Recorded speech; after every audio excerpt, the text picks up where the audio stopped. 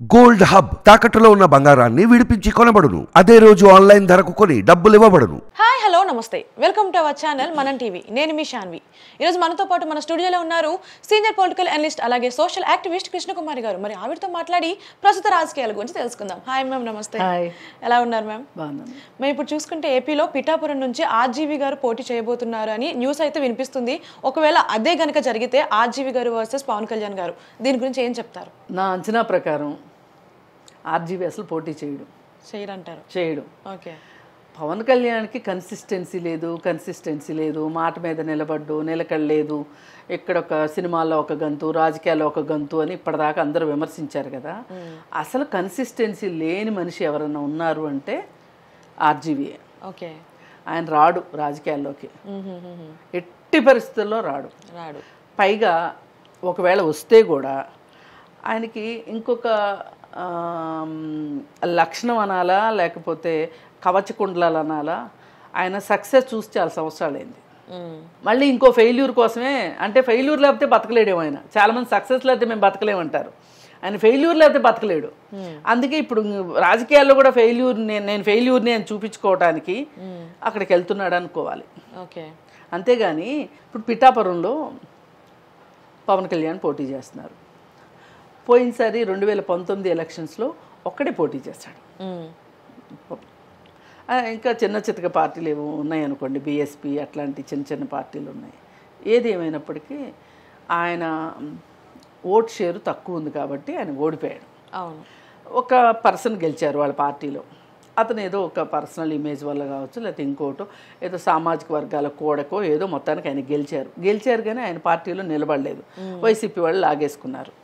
అయితే ఈసారి ఆయన ఇప్పటివరకు రాజకీయాల్లో గెలవలేదు అనే అపప్రద పోగొట్టుకోవటానికే ఆయన, మీరు గమనిస్తే గనక చంద్రబాబు నాయుడిని ఒక రకంగా జీడిపాకంలాగా చూరు పట్టుకుని వేలాడే వాళ్ళలాగా చంద్రబాబు వెన్నంటే ఉండి పొత్తుని ఇక్కడ దాకా తీసుకొచ్చిన వాళ్ళల్లో పవన్ కళ్యాణ్ ఒక వాహకంగా పనిచేశారు. అవును.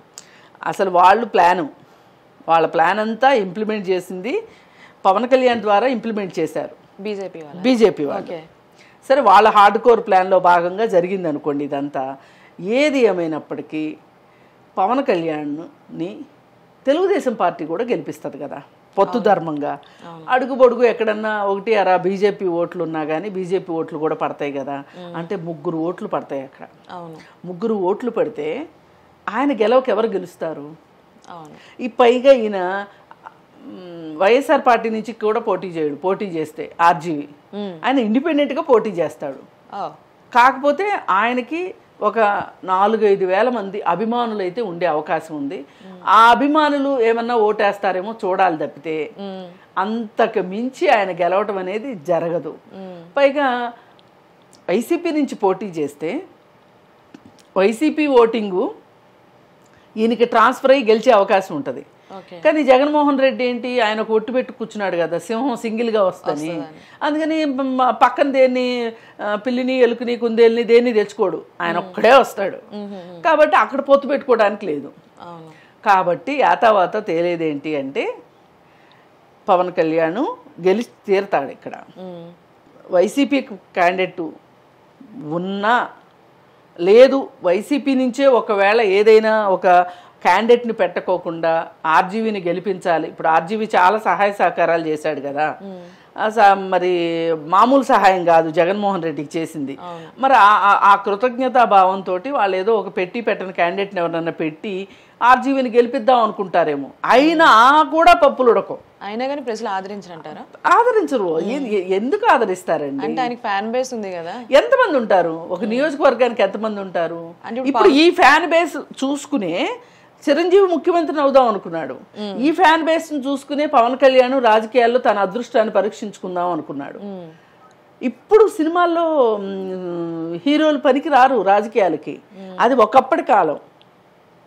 ఎంజీఆర్ ఉన్నా లేకపోతే ఎన్టీఆర్ ఉన్నా కరుణానిధి ఇట్లాంటి వాళ్ళు ఎవరున్నా కానీ ఆ కాలం వేరు. ఇప్పుడు ఆదరించరు. సినిమా యాక్టర్లు అంటే ఇప్పుడు పవన్ కళ్యాణ్ గారు కూడా సినిమా యాక్టరే కదా, మరి ఆయన ఇప్పుడు ఆదరిస్తారు అంటే ఆయన సినిమా యాక్టర్ ఫేజ్ అయిపోయింది ఇప్పుడు ఆయనకి. 10 ఏళ్ళ నుంచి రాజకీయాల్లో ఉన్నాడు కదా, ప్రత్యక్షంగానో పరోక్షంగానో. మరి ఆయన ఇన్నాళ్ళు ఏం చూసారంటే ఈయన నిలకడలేని మనిషి అనుకున్నారు. కానీ నిలకడగా మొదటిసారి నిలకడగా చూస్తున్నాం అతన్ని. మరి చూస్తున్నప్పుడు ప్రజలు కూడా గమనిస్తారు కదండి, ముందుని నడిపించడం.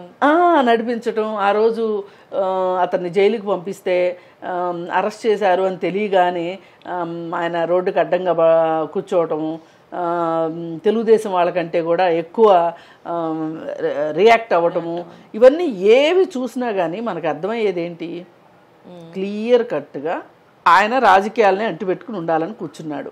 పైగా చంద్రబాబు నాయుడు వెన్నంటే ఉండి పొత్తుకు ఒప్పించుకుని, తనతో పొత్తుకు ఒప్పించుకున్నాడు, ప్లస్ బీజేపీతో పొత్తుకు కూడా ఒప్పించడానికి ఆయన చేయగలిగినంత చేశాడు.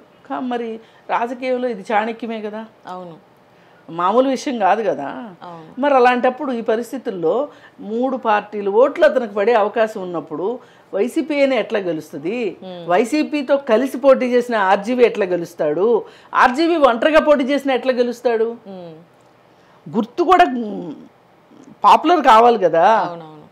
మనం పొత్తులో ఉన్నాం కాబట్టి ఇక్కడ మనం కలిసి పనిచేయకపోతే, మనం పోటీ చేసిన దగ్గర సైనికులు ఓటు వేయకపోతే ఎట్లా అనే ఒక ఉద్దేశంతో అయినా కార్యకర్తల్ని ప్రిపేర్ చేస్తారు ఆ విధంగా పొత్తుకు అనుకూలంగా. కానీ ఇక్కడ ఆ పరిస్థితి లేదు కదా. మరి అలా ఎలా గెలుస్తాడు ఆర్జీవీ? కాకపోతే ఆయన వార్తల్లో ఉండాలి అని అనుకుంటాడు. ఆయన వార్తల్లో ఉంచాలనుకునే వాళ్ళు కూడా ఉంటారు కొంతమంది, కాబట్టి ఆయన అలా చలామణి అయిపోతున్నాడు వార్తల్లో.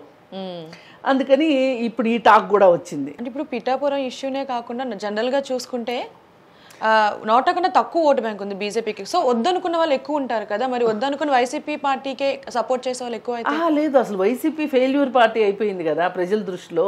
ఎంతో కొంత ఈ గ్యాంగ్ లో చంద్రబాబు నాయుడు అయినా ఉన్నాడు కదా, అది ఆ క్యాలిక్యులేషన్ ప్రకారం వీళ్ళు గెలుస్తారు అనేది ఉంది. Yeah ma'am, thank you ma'am. Thank you.